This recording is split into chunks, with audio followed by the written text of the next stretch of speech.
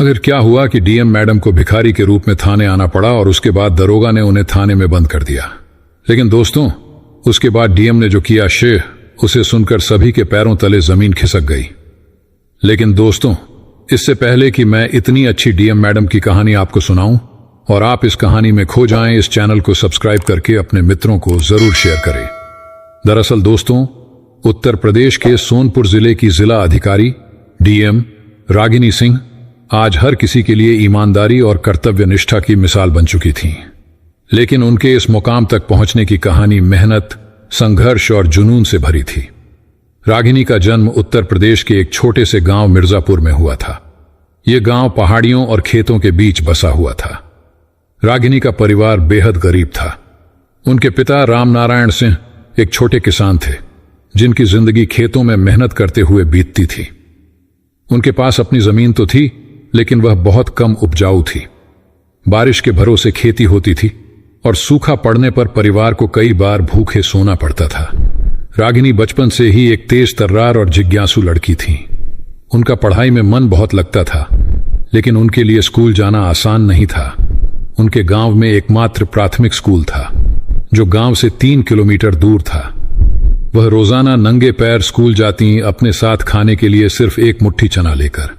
School पहुंचने के बाद भी उन्हें कई बार सहपाठियों और शिक्षकों से उपेक्षा झेलनी पड़ती, क्योंकि उनके कपड़े पुराने और पैबंद लगे होते थे। लेकिन रागिनी ने कभी हार नहीं मानी।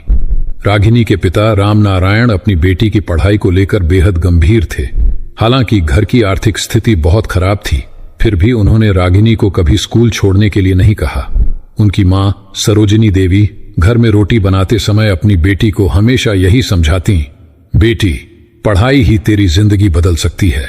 प्राथमिक शिक्षा पूरी करने के बाद रागिनी को मिर्जापुर के कस्बे के स्कूल में दाखिला मिला। अब स्कूल गांव से 7 किलोमीटर दूर था। रामनारायण ने अपनी बेटी के लिए एक पुरानी साइकिल खरीदी, जो खुद उनकी वर्षों की मेहनत की कमाई से खरीदी गई थी। रागिनी दिन रात मेहनत करती। घर के काम, खेती में पिता की मदद और पढ़ाई, ये सब एक साथ निभाना उनके लिए आसान नहीं था। रागिनी का सपना था कि वह कुछ बड़ा करें, जिससे उनके परिवार और गांव का नाम रोशन हो। हाई स्कूल की परीक्षा में उन्होंने जिले में दूसरा स्थान हासिल किया। यह उनके गांव के लिए गर्व की बात थी। लेकिन उनके सपनों को एक और बड़ी चुनौती तब मिली जब इंटरमीडिएट की पढ़ाई के लिए उन्हें शहर जाना पड़ा। उनके पिता ने कर्ज लेकर उनका दाखिला कराया। रागिनी को हाई स्कूल में ही एक शिक्षक ने सिविल सेवा के बारे में बताया। उन्होंने कहा, रागिनी, अगर तुम वाकई गरीबों की मदद करना चाहती हो तो कलेक्टर बनो। यही एक रास्ता है जिससे तुम समाज को बदल सकती हो। इस एक बात ने रागिनी की जिंदगी का लक्ष्य तय कर दिया। इंटरमीडिएट में टॉप करने के बाद उन्होंने बनारस हिंदू विश्वविद्यालय BHU में दाखिला लिया। वहां उन्होंने राजनीति विज्ञान में स्नातक किया। पढ़ाई के दौरान उन्हें कई मुश्किलों का सामना करना पड़ा। पैसे की कमी के कारण उन्हें ट्यूशन पढ़ाने का काम भी करना पड़ा। वह सुबह 5 बजे उठती, ट्यूशन पढ़ाती, फिर अपनी क्लास अटेंड करती। स्नातक के बाद रागिनी ने UPSSC की तैयारी शुरू की। उन्हें पता था कि यह परीक्षा आसान नहीं है, लेकिन उनके इरादे बुलंद थे। उन्होंने दिन रात पढ़ाई की। जब उनके दोस्तों ने महंगे कोचिंग संस्थानों में दाखिला लिया, तब रागिनी ने सस्ते नोट्स और लाइब्रेरी का सहारा लिया। उनके पिता ने इस दौरान अपनी जमीन का एक हिस्सा बेचकर उनकी तैयारी के लिए पैसे जुटाए। पहली बार में असफल होने के बाद भी रागिनी ने हार नहीं मानी। उन्होंने अपनी गलतियों से सीखा और दूसरी बार UPSSC की परीक्षा पास कर ली। उनका चयन भारतीय प्रशासनिक सेवा IAS में हुआ। जब परिणाम घोषित हुआ तो मिर्जापुर का हर व्यक्ति गर्व से भर गया।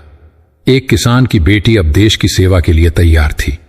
DM बनने के बाद रागिनी का पहला पदस्थापन सोनपुर जिले में हुआ। यहां भ्रष्टाचार चरम पर था और पुलिस विभाग से लेकर स्थानीय प्रशासन तक हर कोई अपनी मनमानी कर रहा था। रागिनी ने जिले में कानून और व्यवस्था को सुधारने का बीड़ा उठाया। एक दिन रागिनी को सूचना मिली कि सोनपुर थाने में गरीब और निर्दोष लोगों पर झूठे आरोप लगाकर उन्हें परेशान किया जा रहा है। थाने का प्रभारी दरोगा धर्मवीर सिंह अपनी मनमानी कर रहा था। वह पैसे लेकर केस को दबा देता और जो रिश्वत नहीं दे पाते उन्हें झूठे मामलों में फंसा दिया जाता। रागिनी ने इस मामले की जड़ तक जाने का फैसला किया। लेकिन वे जानती थीं कि अगर वे डीएम के तौर पर थाने जाएंगी तो सब सतर्क हो जाएंगे। इसलिए उन्होंने खुद को भिखारी का रूप दिया। पुरानी साड़ी, गंदे कपड़े और चेहरे पर मिट्टी लगाकर वे थाने पहुंची। थाने में पहुंचने के बाद उन्होंने देखा कि वहां फरियादियों की भीड़ लगी थी। कोई अपनी जमीन के झगड़े की शिकायत कर रहा था तो कोई झूठे मुकदमे से बचने के लिए गुहार लगा रहा था। लेकिन दरोगा धर्मवीर सिंह अपनी कुर्सी पर बैठे आराम से चाय पी रहे थे। रागिनी ने अंदर जाकर उनसे कहा, साहब, मेरे बेटे को बेवजह जेल में डाला गया है, वह निर्दोष है। धर्मवीर सिंह ने उनकी हालत देखकर ताना मारते हुए कहा, तू भिखारिन होकर थाने में घुसने की हिम्मत कर रही है? चल निकल यहां से। जब रागिनी ने जिद की तो धर्मवीर गुस्से में चिल्ला उठा, मुंशी, इसे लॉकअप में डाल दो, बहुत आई फरियाद करने। रागिनी को लॉकअप में डाल दिया गया, लेकिन वह पहले से तैयार थीं। उनके पास छुपा हुआ एक मोबाइल फोन था जिससे उन्होंने अपने दोस्त और पड़ोसी जिले के डीएम अमितेश वर्मा को कॉल किया। फोन पर पूरी बात सुनकर अमितेश तुरंत अपने सुरक्षा दस्ते के साथ सोनपुर थाने पहुंचे। थाने में प्रवेश करते ही उन्होंने रागिनी को लॉकअप से बाहर निकाला। धर्मवीर और बाकी पुलिसकर्मियों के होश उड़ गए। रागिनी ने अपनी पहचान उजागर करते हुए कहा, मैं जिला अधिकारी रागिनी सिंह हूं। तुम्हारी हर करतूत रिकॉर्ड हो चुकी है, अब तुम्हें इसके परिणाम भुगतने होंगे। अमितेश ने तुरंत पूरे थाने का निरीक्षण किया और पाया कि वहां कई गंभीर अनियमितताएं थीं। अमितेश वर्मा ने धर्मवीर सिंह और उसकी पूरी टीम को सस्पेंड कर दिया। इसके साथ ही रागिनी ने तय किया कि वह सोनपुर जिले में भ्रष्टाचार और अन्याय की जड़ तक जाएंगी। धर्मवीर सिंह और उनके साथियों को सस्पेंड करने के बाद डीएम रागिनी सिंह ने इस मामले की गहराई तक जाने का निर्णय लिया। उन्हें पता था कि यह केवल एक व्यक्ति का भ्रष्टाचार नहीं था, बल्कि एक पूरी व्यवस्था इसमें शामिल थी। उनके दोस्त डीएम अमितेश वर्मा ने भी उनका पूरा सहयोग देने का वादा किया। सोनपुर थाने से कई ऐसे दस्तावेज बरामद हुए जिनसे पता चला कि वहां झूठे केसों की एक लंबी सूची थी। जिन लोगों ने रिश्वत नहीं दी थी उन्हें बिना किसी अपराध के जेल में बंद कर दिया गया था। महिलाओं और बच्चों के खिलाफ मामलों में भी गंभीर लापरवाही बरती गई थी। रागिनी को एक विशेष फाइल हाथ लगी जिसमें जमीन कब्जे के मामलों का जिक्र था। इस फाइल में कई गरीब किसानों की जमीन को फर्जी दस्तावेजों के जरिए दबंगों के नाम पर कर दिया गया था। इस घटना के बाद रागिनी ने फैसला किया कि वह खुद गांव-गांव जाकर लोगों से मिलेंगी। उन्होंने थाने के आसपास के इलाकों में दौरा शुरू किया। पहले गांव में ही उन्हें कई पीड़ित मिले। एक बुजुर्ग किसान रामचरण यादव ने उनसे रोते हुए कहा, मैडम, मेरी 5 बीघा जमीन को पुलिस की मदद से एक दबंग ने अपने नाम करवा लिया। मैंने थाने में रिपोर्ट लिखाने की कोशिश की, लेकिन दरोगा ने मुझसे 50,000 रुपए मांगे। मेरे पास इतने पैसे नहीं थे और उन्होंने मेरी बात सुनने के बजाय मुझे ही धमकाकर भगा दिया। एक अन्य महिला गुड़िया देवी ने बताया कि उसके पति को झूठे चोरी के मामले में जेल में डाल दिया गया है। साहब, मेरे आदमी ने कुछ नहीं किया। पुलिस ने बिना सबूत के उन्हें पकड़ लिया। मैंने दरोगा से बात की तो उन्होंने कहा कि 50,000 रुपये लाओ तभी उन्हें छोड़ेंगे। मैं कहां से लाऊं इतने पैसे? इन कहानियों ने रागिनी को और अधिक सचेत कर दिया। उन्होंने तत्काल एक जांच समिति का गठन किया और एसपी को निर्देश दिया कि सभी मामलों की गहनता से जांच की जाए। उन्होंने कहा, हर केस की फाइल मेरे पास लाई जाए। अगर कोई निर्दोष जेल में है तो उसे तुरंत रिहा किया जाए और अगर कोई दोषी पाया गया तो उसे सजा मिलनी चाहिए, चाहे वह कितना भी बड़ा व्यक्ति क्यों न हो। इस बीच सस्पेंड किया गया दरोगा धर्मवीर सिंह अपने खिलाफ हुई कार्रवाई से नाराज था। उसने अपने कुछ प्रभावशाली संपर्कों का इस्तेमाल करते हुए रागिनी के काम में बाधा डालने की योजना बनाई। धर्मवीर का एक स्थानीय दबंग नेता भूपेंद्र ठाकुर के साथ गहरा रिश्ता था। भूपेंद्र खुद कई अपराधों में शामिल था और धर्मवीर के संरक्षण में अपने कारनामे करता था। भूपेंद्र ने रागिनी को डराने धमकाने के लिए अपने आदमियों को भेजा। एक रात जब रागिनी अपने सरकारी आवास पर काम कर रही थीं, तो अचानक कुछ अज्ञात लोग उनके घर के बाहर नारेबाजी करने लगे। उन्होंने धमकी दी, अगर तुमने ज्यादा ईमानदारी दिखाने की कोशिश की तो तुम्हारा भी वही हाल होगा जो दूसरे ईमानदार अफसरों का होता है। लेकिन रागिनी सिंह ने इन धमकियों से डरने के बजाय अपनी सुरक्षा खड़ी कर ली और अपने काम को जारी रखा। उन्होंने भूपेंद्र ठाकुर और धर्मवीर सिंह के सभी संपर्कों की जांच शुरू की। उन्हें पता चला कि पुलिस और नेताओं के बीच एक बड़ा नेटवर्क काम कर रहा था, जो गरीबों को लूटने और अपने हित साधने के लिए हर संभव कोशिश करता था।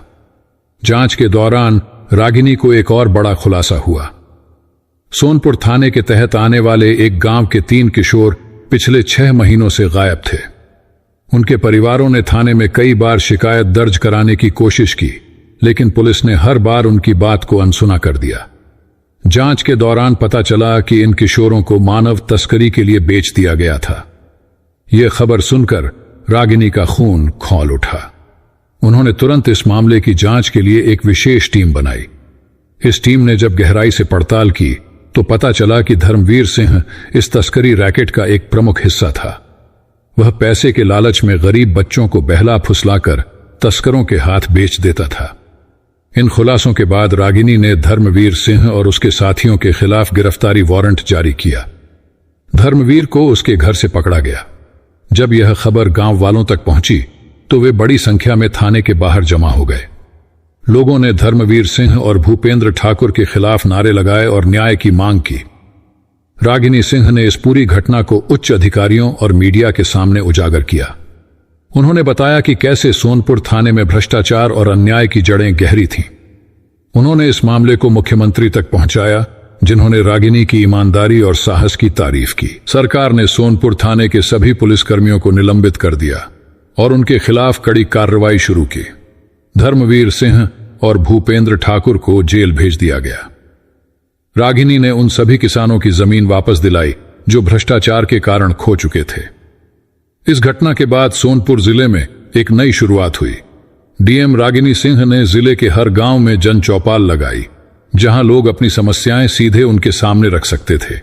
उन्होंने भ्रष्टाचार के खिलाफ एक मुहिम चलाई और जिले में कानून और व्यवस्था को दुरुस्त किया। उनकी यह कहानी आज भी लोगों के दिलों में एक मिसाल के रूप में जिंदा